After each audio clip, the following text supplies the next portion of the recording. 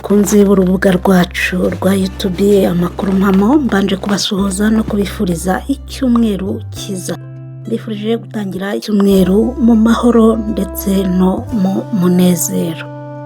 Mu makuru rero ari kuvugwa cyane hano mu Rwanda, reka duhere kuri iyi nkuru igira iti abagabo babiri bakekwaho kwica abazami Rwamagana barashwe barwanya abashinzwe umutekano. Abagabo babiri bari bakurikiranyweho kwica abazamu barindaga ububiko bw'inzoga mu karere ka Rwamagana barashwe ubwo bari basingiriye abapolisi bagashaka kubanigisha amapingu.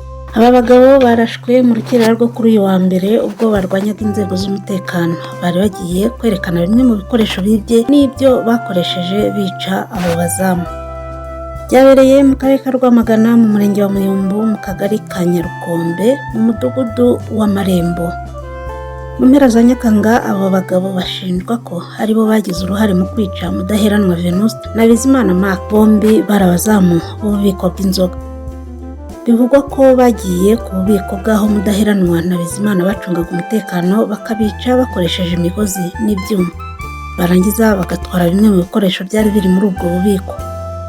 Ubwo bwicanyi bwabereye mu karere ka Rwamagana, umurenge wa Muyumbu, akagari ka Nyarukombe mu mudugudu wa Marembo. Umuvugizi wa polisi mu ntara y'Iburasirazuba CIP Hamdun Tuzeyimana yemereye ko abo bakekwaho ubwicanyi barashwe bari kurwanya inzego z'umutekano. Yavuze ati abo bagabo bombi byagaragaye ko bagize uruhare mu bwicanyi ndetse n'ubujura buheruka gukorwa ku Muyumbu, ubwo bari bagiye kugaragaza aho bahishe amakazi ya 300 y'ibinyobwa bya Bralirwa n'imashini ya IBM bajyanye. Barashwe bashaka kunigisha amapingu abapolisi bari babarinze. Tukivuga ku makuru yo mu Rwanda ari kuvuga cyane muri iki gitondo, reka turebe no ku mbuga nkoranyambaga hakomeje gucicikana inkuru ivuga ko uwitwa Semuhungu Eric yaba ari mu maboko ataraye, kuvuga yaba afunze. Ku mbuga nkoranyambaga cyane cyane ku rubuga rwa X uru rwahoze rwitwa Twitter, hari amakuru yaraye acicikana ijoro ryose avuga ko Semuhungu Eric yaba ari mu maboko ataraye. Bamwe bakavuga ko wenda ibyo bavuga reka tube tubiretse, ariko ndabona harimo abavuga ngo yaba akekwaho kuba yafashwe atwaye ikinyabiziga yasinze mu ijoro ryo muri iki cyumweru. Ahari hari abatazi uyu Semuhungu Eric. Semuhungu Eric ni umusitari cyangwa ni icyamamare, akaba ari umusore yavukiye ku Kimisagara mu mujyi wa Kigali. Ni umwana wa 4 mu bana 6 bo mu muryango we. Yabaye mu bihugu nka Uganda, Afurika y'Epfo na Leta Zunze Ubumwe za Amerika, aho yari amaze igihe afite n'ubwenegihugu bw'Amerika. Ikindi azwiho cyane, Semuhungu ni umwe mu baryoshyi b'i Kigali baryoshya ibirori, akaba nanone azwiho kuba ari muri babandi bakundana n'abo bahuje igitsina. Yamenyekanye mu 2015 ubwo yamenyaniye kandi akundana n'umunyamerika witwaga Ryan. Bagiriye ubuzima babagaho nk'ibyamamare nyine kugeza ubwo uyu Ryan wari umugabo wa Semuhungu yitabye Imana mu 2017. Hari amafoto agaragaza ubukwe bwabo n'urukundo rudasanzwe, bari mu bwato n'ahandi bidagadura. Semuhungu rero yagiye muri Amerika mu 2016 akoresheje viza yo gushyingirwa n'umugabo we nyine uriya Ryan. Yahuyeyo n'ibibazo bitandukanye by'amategeko, ashinjwa ibyaha bikomeye birimo gufata ku ngufu no gusakaza amafoto cyangwa amashusho atajyanye n'iyubahirizwa ry'uburenganzira bwa muntu. Ibyo rero bikamuzanira ibyago byo gufungwa imyaka 25. Amaze igihe afungiye muri Leta Zunze Ubumwe za Amerika, nyuma yahisemo kugaruka mu Rwanda aho kugira ngo akomeze afungwe. Icyo gihe Amerika yamwitishagamo kugaruka mu Rwanda cyangwa koherezwa muri Afurika y'Epfo. Semuhungu we yahisemo ko yagaruka mu Rwanda, akaba yaragarutse ku itariki ya 1 Gicurasi 2024. Agarutse mu Rwanda yakomeje ubuzima bwa gistar. Semuhungu buri munsi yabaga yateguye ama-eventi atandukanye, dore ko ari n'umusitari ufite abamukurikira ku rubuga rwa TikTok basaga 300,000. Yavugaga kandi ko yifuza kubyara umwana w'umuhungu akoresheje uburyo bugezweho bwo gutanga intanga. Anavuga ko atigeze aryamana n'umukobwa mu buzima bwe, ko bitamushimisha, ntabwo akunda abakobwa habe na gato mu bijyanye n'ibitsina. Hanyuma rero reka turebe ibyatumye ava i Los Angeles aho yari atuye akaza mu Rwanda. Ngira ngo ibi twari twabikomojeho. Avuga ko yirukanwe muri Amerika kubera kwica amategeko ya green card. Kansoze ngira ni Eric Semuhungu, kugira ngo mubashe kumwumva neza, n'umunyarwanda uzwi cyane nyine mu myidagaduro. Nabyo nabikomejeho, afite ubuzima bwubakiwe mu bihugu bitandukanye. Kubaka ubuzima ngira ngo murabyumva, yashakiye imibereho mu bihugu bitandukanye. Nanabivuze, hari South Africa, hari Amerika, hari Uganda. Akaba ari umunyarwanda wa hano hirya Kimisagara, ndetse nk'umuntu wabayeho agamije ubwisanzure, mbese kudahisha amarangamutima ye, hajya bihisha, yivugira ku mugaragaro ko akundana n'abo bahuje ibitsina. Semuhungu ntabwo yihishira.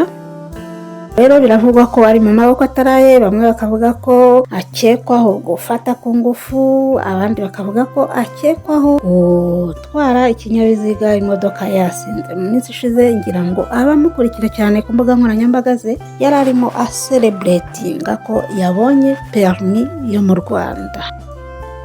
Dukomereze amakuru twasomeye muri Gaza, aho abanyamakuru 5 ba Al Jazeera bishwe barashwe n'indege ya Israeli bari mu ihema ryabo. Abanyamakuru 5 ba Al Jazeera bishwe mu gitero cy'ingabo za Israeli bari ku bitaro bya Al-Shifa muri Gaza, nk'uko icyo gitangazamakuru kibivuga.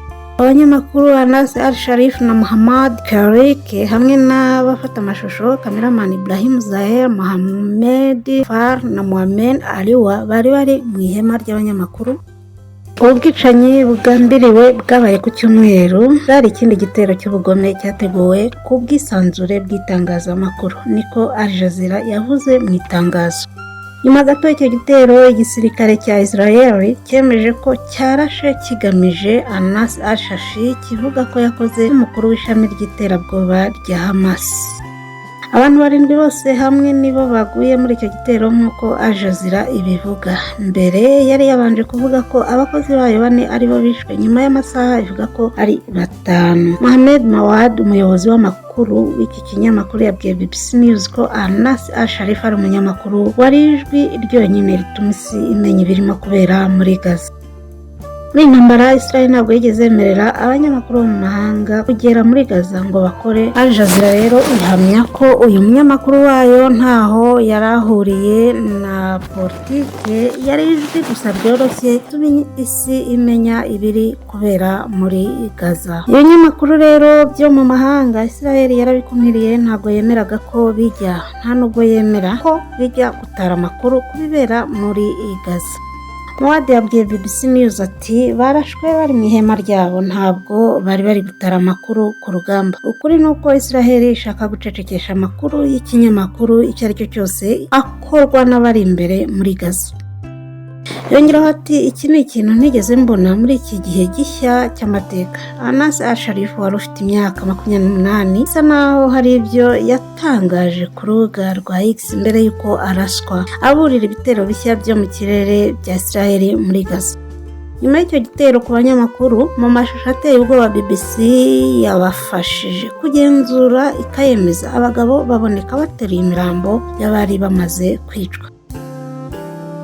Bamwe bavugaga cyane izina rya Kiroyike, umugabo wambaye jire y'abanyamakuru, yumvikana avuga ko umwe mu mirambo ari uwa Al-Sharif. Mu itangazo ry'ingabo za Israel, mu itangazo ADF yashinje Anas Al-Sharif kwigira nk'umunyamakuru, avuga ko afite uruhare mu bitero bya rokete ku basivile ba Israel n'abasirikare bayo. Israel ivuga ko mbere yari yarerekanye amakuru y'ubutasi yemeza ko ibikorwa bya gisirikare bya Al-Sharif birimo urutonde rw'amahugurwa y'iterabwoba. Mu kwezi gushize, Al Jazeera Media Network hamwe na UN na komite mpuzamahanga yo kurengera abanyamakuru basohoye amatangazo atandukanye bavuga ko ubuzima bwa Al-Sharif buri mu kaga kandi ko akwiye kurindwa.